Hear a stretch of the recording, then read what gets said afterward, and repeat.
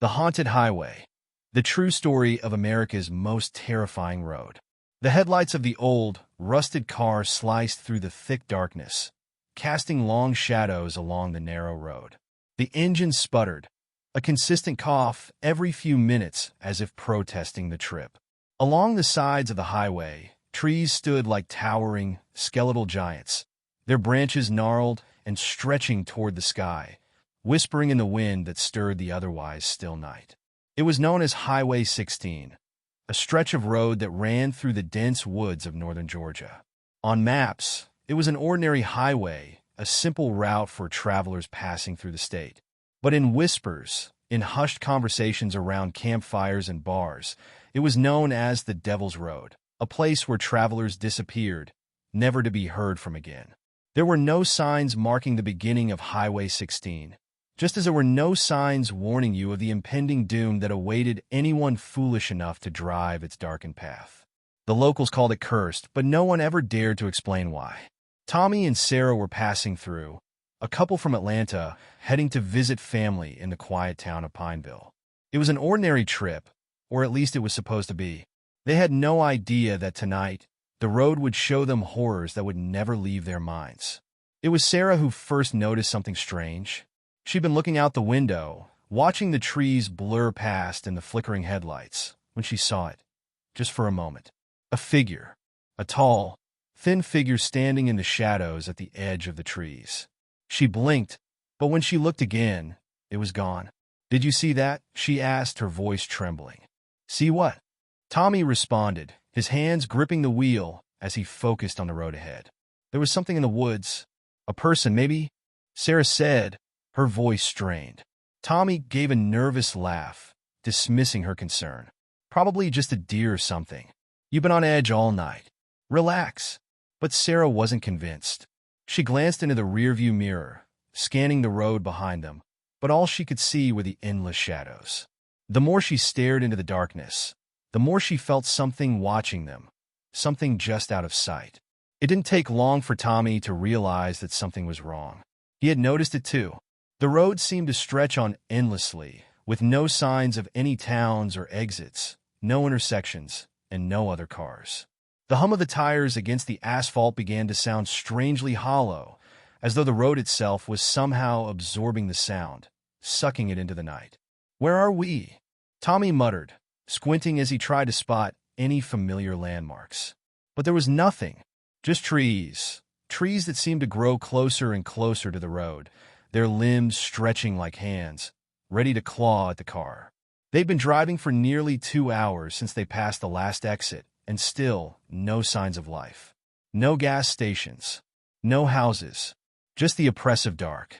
Tommy pressed harder on the gas, but the car sputtered again, the engine rattling as it struggled to gain speed. He cursed under his breath. Suddenly, the car's lights flickered. Once, twice, then they went out entirely. "Shit!" Tommy slammed the brakes, the car jerking to a stop in the middle of the road.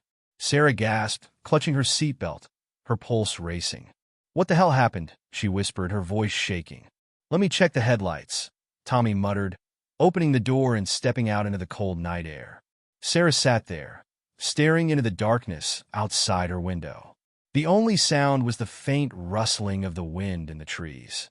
The air was still, too still, as if the forest itself were holding its breath. Tommy was gone longer than she expected.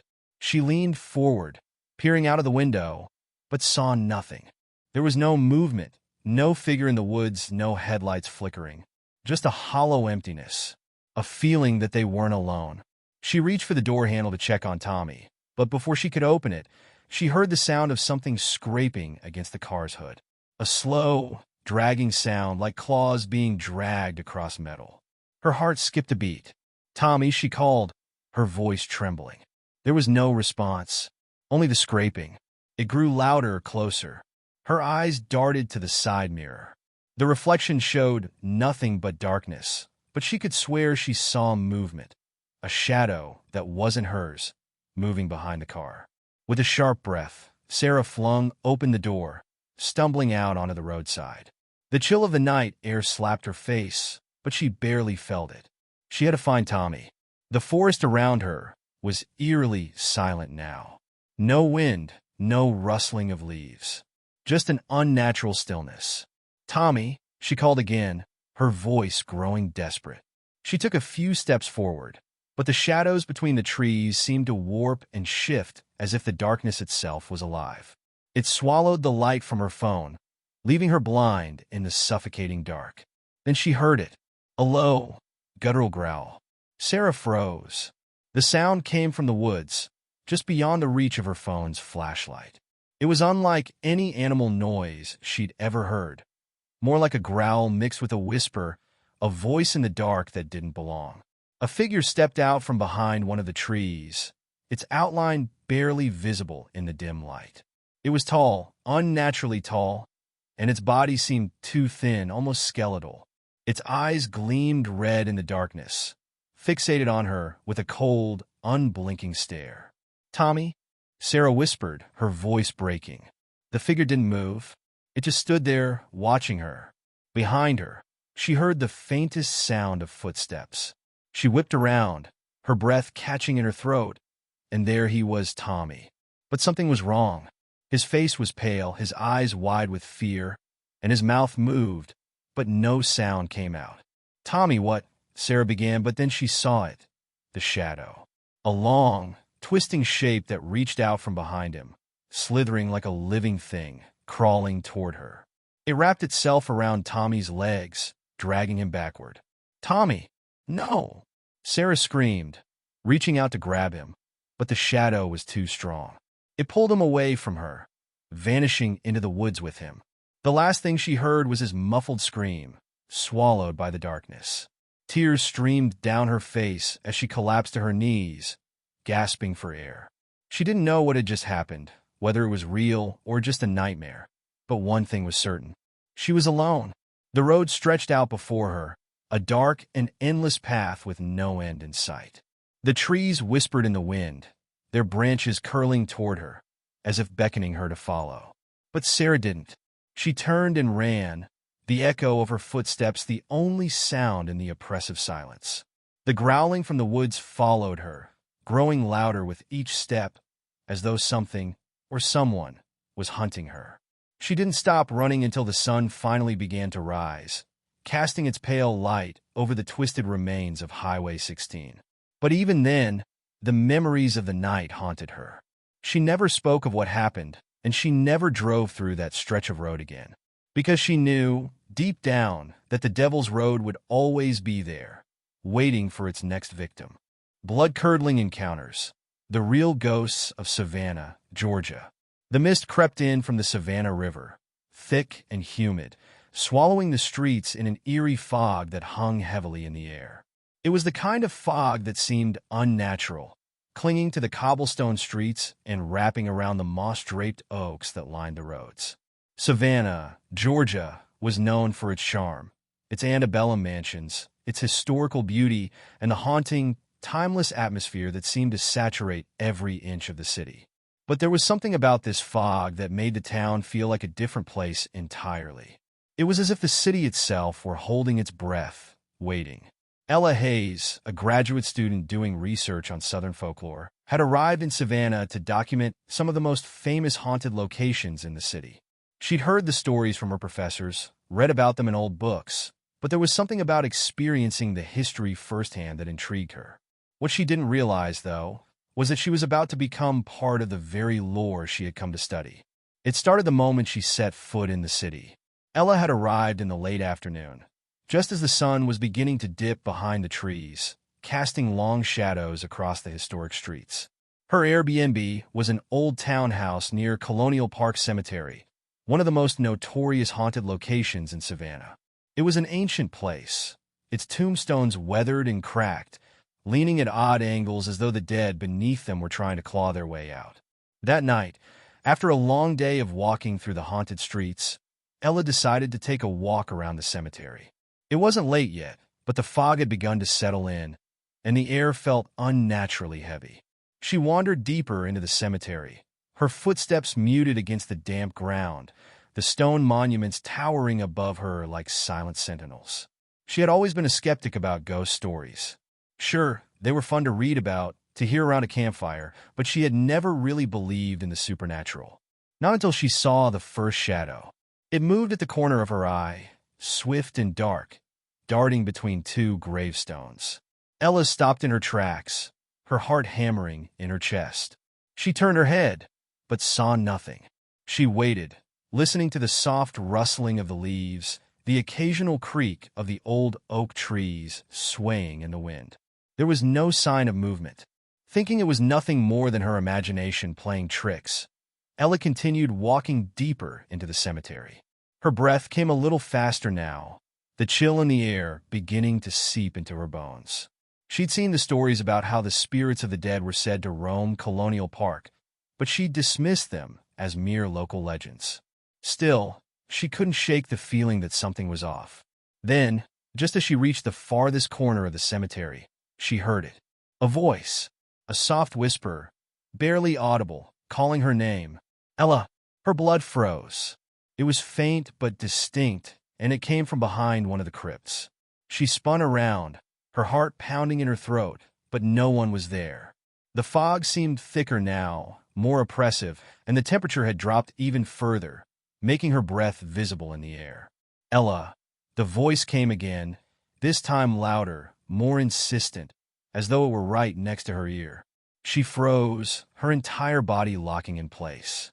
The voice had been soft, almost pleading, but now there was something sinister in the tone.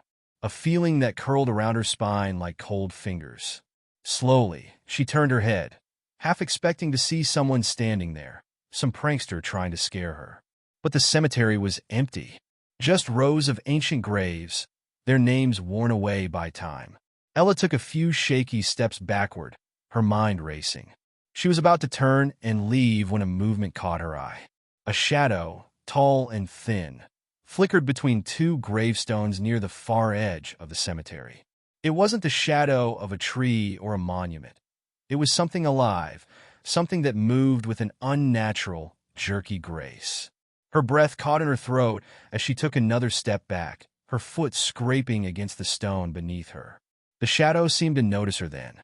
It turned, its form shifting like smoke, and she saw a pair of glowing, red eyes staring back at her from the darkness.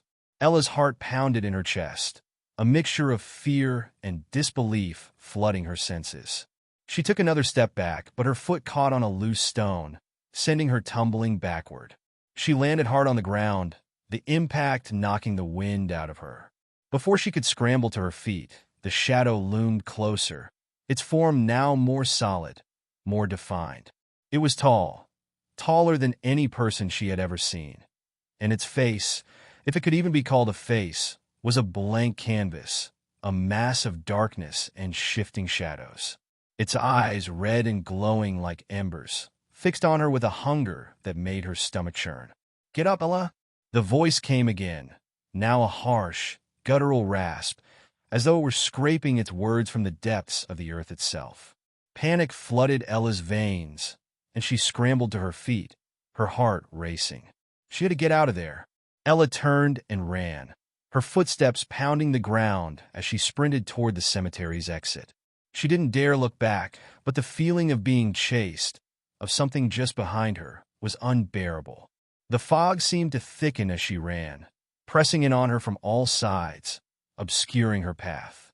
Her breath came in short gasps, her legs aching as she pushed herself harder, faster. When she finally reached the iron gates of Colonial Park Cemetery, she felt a cold hand brush against her shoulder. She screamed, spinning around, but there was nothing there. Nothing but the dense fog, the towering shadows of the crypts, and the overwhelming sense that she was no longer alone. The next morning, Ella woke up in her Airbnb, drenched in sweat, her heart still racing from the nightmare. She looked around the room, disoriented, trying to convince herself that it had all been a dream. But as she pulled back the curtain to let in the morning light, she saw something that made her blood run cold. On the window pane, scratched into the glass, was a single word: "Leave."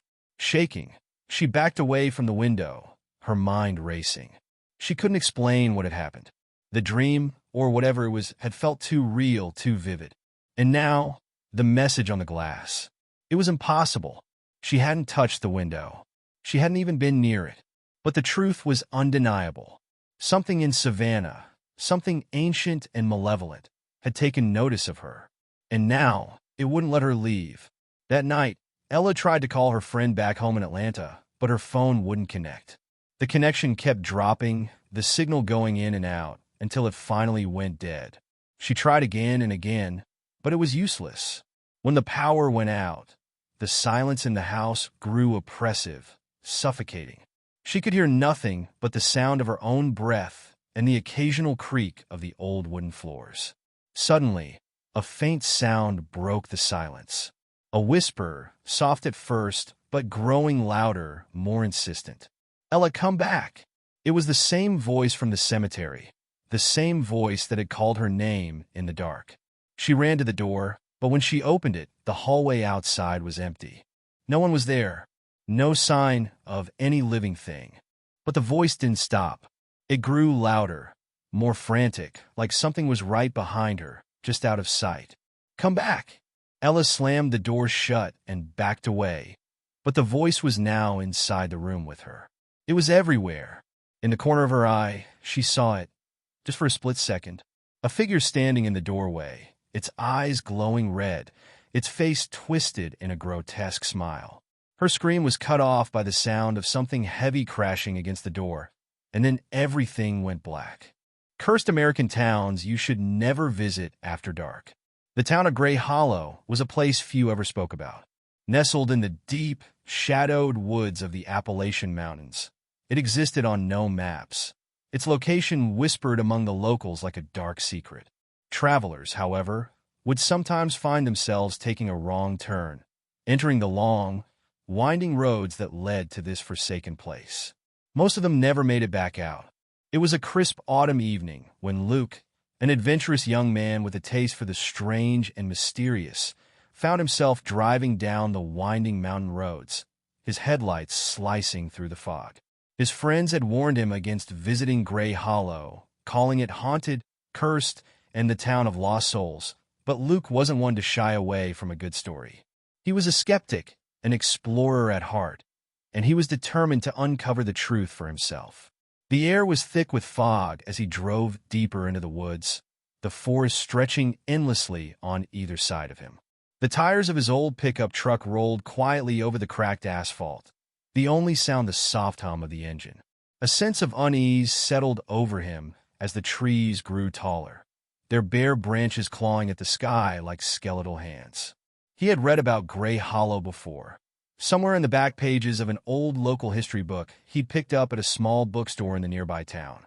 It had been founded in the 1800s as a mining settlement, a thriving community for a while, but something had happened, something dark.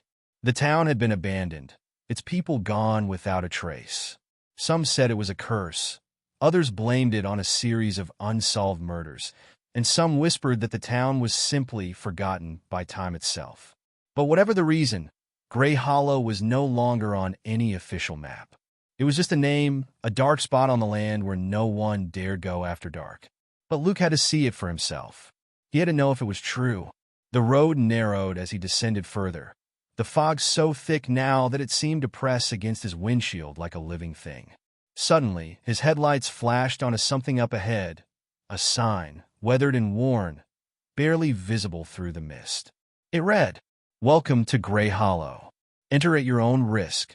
Luke chuckled to himself, thinking it was just a local joke, a way to scare off the curious. But a part of him, deep down, wondered if there was more to it. He drove forward. As he entered the town, the streets were eerily quiet. Not a soul in sight. The houses, once grand and full of life, stood abandoned, their windows boarded up, the wood rotting and crumbling. The air was thick with an unsettling stillness, like the town had been suspended in time. There were no birds, no animals, no sounds of life at all. Just the oppressive silence, broken only by the distant rustling of the wind through the trees. Luke stopped the truck in the center of town, his heart racing slightly now. The hairs on the back of his neck stood up. It felt wrong. This wasn't just an abandoned town. There was something else here, something watching. He stepped out of the truck, the cold night air biting at his skin. The gravel crunched beneath his boots as he walked slowly down the street. his flashlight flickering in the dark.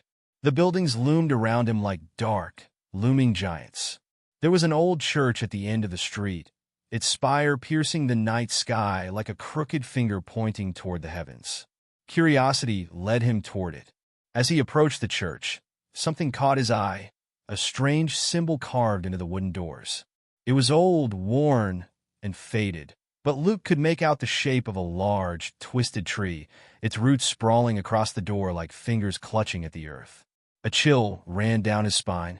He had seen symbols like this before, used in old occult rituals, tied to dark ceremonies meant to summon something from beyond. He tried the door. It creaked open with an unnerving sound, as though it hadn't been touched in years. Inside, the air was thick with dust. The church had been abandoned for decades, the pews rotting away, and the stained glass windows shattered. But what caught Luke's attention was the altar.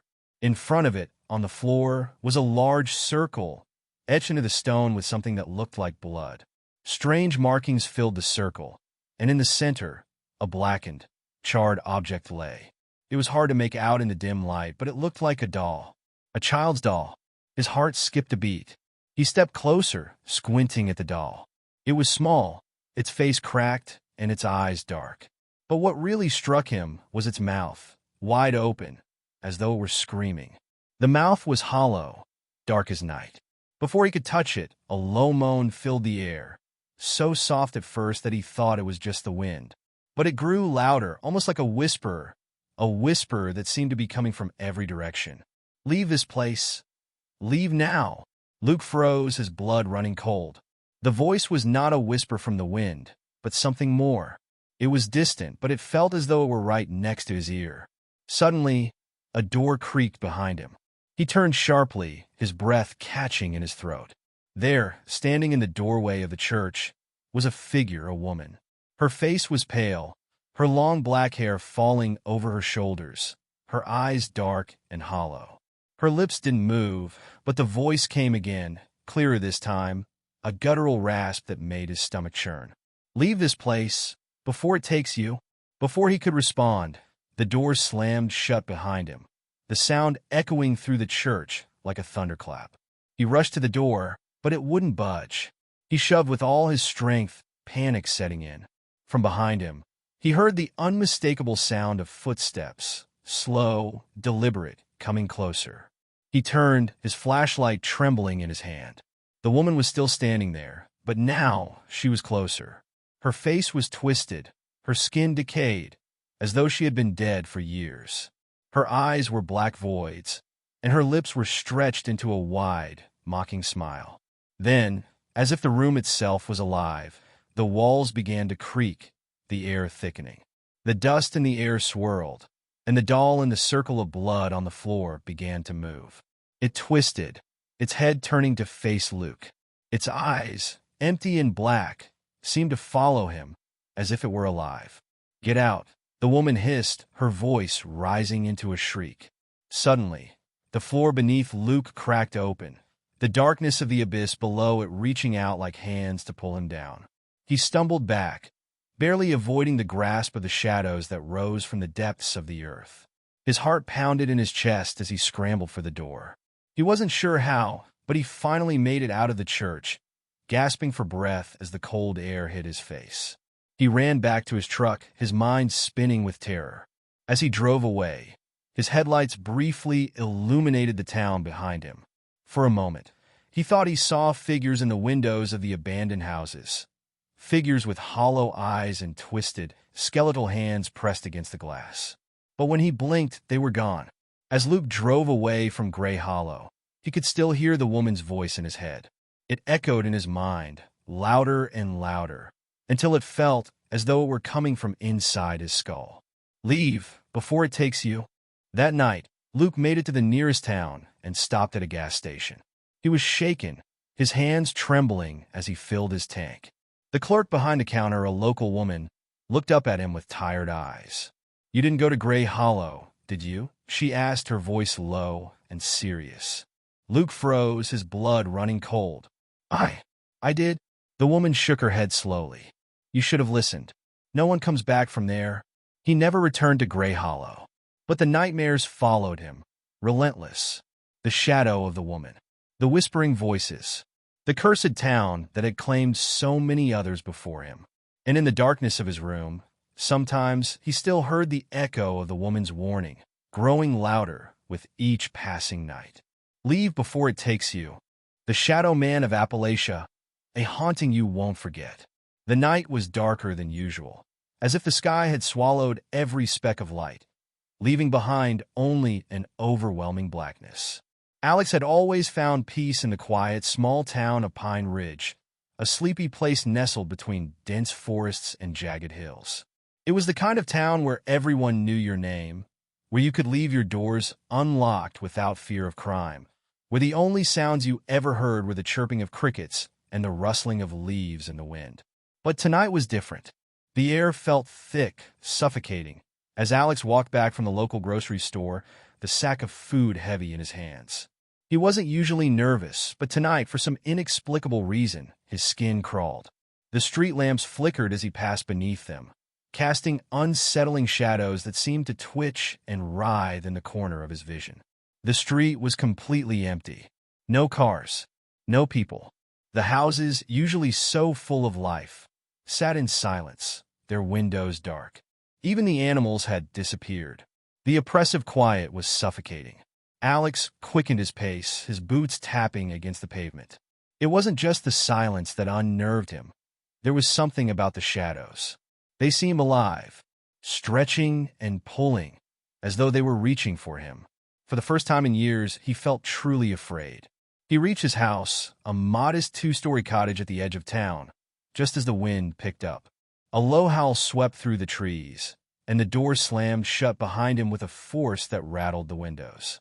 "Just the wind," Alex muttered to himself, but even as he said it, his voice sounded small, swallowed by the dark around him. He threw the grocery bag on the kitchen counter and rubbed his temples, trying to shake the unease gnawing at him. His house had always felt safe, a sanctuary from the world. But tonight, the walls seemed to close in on him, suffocating him with their weight. He tried to ignore it, telling himself he was being irrational. After all, there was nothing wrong. Nothing at all. But then he heard it, a soft sound, faint at first, barely audible. The sound of someone moving, not inside the house, but outside, right next to the window. Alex froze. His heartbeat thundered in his ears as he cautiously moved toward the window, his breath shallow. The sound was still there, faint rustling, like a hand scraping against the glass. He pressed his face against the cold window pane, but saw nothing. Only the blackness of the night, the distant silhouette of the forest looming like an impenetrable wall. Then, just as he was about to turn away, he saw it. A figure, standing just beyond the edge of the yard, hidden mostly in shadow, but its shape unmistakable. A tall, thin silhouette with long, lanky limbs and a strange, almost unnatural posture. It wasn't moving, but it felt wrong, as though it were waiting, watching. Alex's breath caught in his throat. His mind raced for a rational explanation, but none came. The figure stood there completely still, not a single movement. And yet, it felt as though it was waiting for him. He stepped back from the window, his heart thudding in his chest. Was it a person? Or something else? Something that had no business being out there? He turned and grabbed his phone, dialing 911 with trembling fingers. The call went through, but no one answered. He tried again and again, but the line remained dead. Suddenly, the phone line clicked. It wasn't the usual dead air, but someone on the other end. "Alex." The voice was faint, almost a whisper, but it sent a jolt of ice-cold fear through his veins. It sounded familiar, but wrong. It sounded like his own voice. "Alex," the voice repeated, this time louder, more insistent. "Look behind you." Alex spun around, his body frozen in place, every muscle locked with terror. He was alone. The house was still empty. But the shadows were not. They moved, slithering across the walls like living things, curling around the furniture, reaching for him. He could feel their presence, creeping closer and closer, suffocating him with their inescapable pressure. He backed away from the phone, stumbling over the edge of the couch, his breath ragged and shallow. His eyes darted across the room, but he couldn't see anything clearly. Only the shadows, growing longer, stretching like fingers, twitching with each passing second. Suddenly, the light flickered, and in the brief moment of darkness, he saw it. The figure was in the room with him. Its face was hidden in shadow, but its eyes, those eyes, were impossibly large, dark, and empty. There was no depth to them, no soul, just black, voids that seemed to swallow everything in their gaze. Its mouth was slightly open, and though it didn't speak, Alex could hear the words in his mind, cold and distant. "Come with me." Alex's legs gave way, and he fell to the floor with a crash. His heart raced, and for the first time in his life, he felt completely and utterly powerless. The thing, if it was even a thing, moved toward him, its limbs stretching unnaturally long, bending at impossible angles. Its skin, pale and slick, shimmered in the dim light, almost translucent. The shadows around it grew darker, like ink spilling from a broken bottle. With every inch it came closer, Alex felt the air grow heavier, suffocating him. His chest felt tight, as though the very weight of the figure was pressing down on him, stealing the breath from his lungs. "No, please," Alex gasped, barely able to speak. "Leave me alone." But the figure did not respond.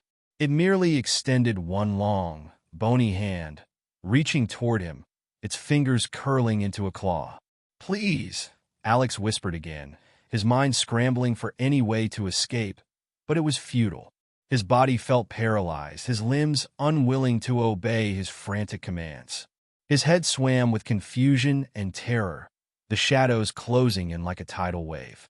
Then the figure stopped. It stood above him, its eyes never leaving his, as if it were waiting for something. For him to understand, for him to give in, for him to take that final step into the darkness. "Why are you doing this?" Alex croaked, his voice barely audible. The figure didn't answer, but in that moment, Alex felt something shift in the air. It was subtle at first, a shift in the very atmosphere around him, but it was enough. He realized that he wasn't alone. There was another presence in the room. From the corner of his eye, he saw it, the faint outline of a person standing in the shadows, watching him. Another figure, another presence, and then another. Dozens of them, all standing silently, all watching him, their eyes empty and hollow. They were the shadows. They were the darkness. They were the ones that had followed him home.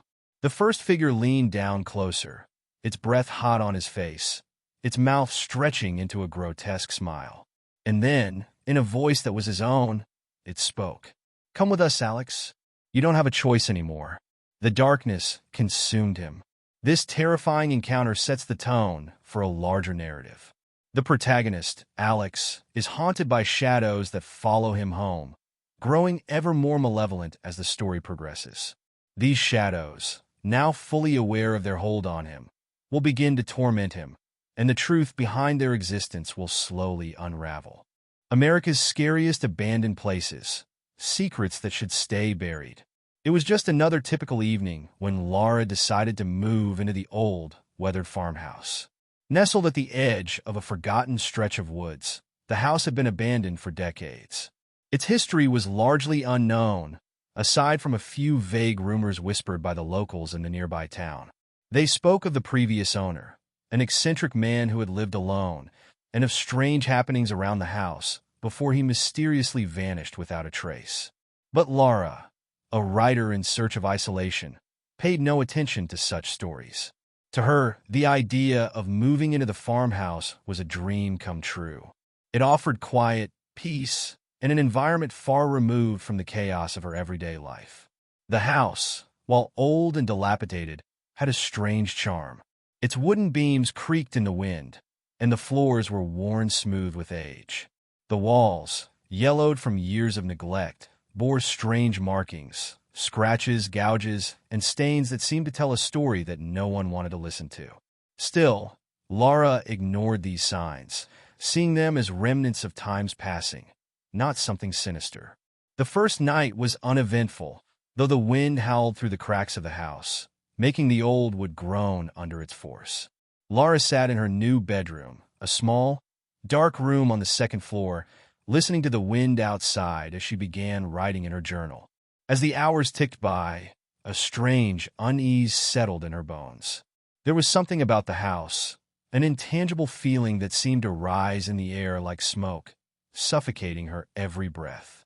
The house had an odd smell, a mix of mildew and something earthy, almost sour. The floorboards creaked under her weight with every movement, as though the house itself was alive, aware of her presence. The wind picked up again, rattling the windows, but Laura pressed on, typing away at her computer in the flickering light of the small desk lamp. Then she heard it. At first it was subtle, a faint scratching, like the sound of fingernails gently running against wood. Laura paused, looking around her small room. Her heart began to pound as she turned toward the wall behind her desk. The scratching came again, louder this time, echoing from the interior of the wall itself. She sat frozen, her eyes fixed on the section of wall nearest her, where the noise seemed to originate. The scratching continued, more frantic now, as though something was trapped inside the wall, desperately trying to escape. Laura stood up, her legs trembling. She walked toward the wall, pressing her ear against it. The sound was unmistakable, a frantic, urgent scraping, as if claws were tearing at the wood. Her breath hitched in her chest. She reached out, her fingers brushing against the rough surface of the wall. Then, as quickly as it had started, the sound stopped. The silence was deafening. She backed away from the wall, shaking her head. It was probably just an animal, a raccoon, maybe, or a squirrel, she reasoned. It wasn't uncommon for animals to take refuge in old houses. That must have been it. But as the night wore on, the noises returned. It wasn't just scratching this time.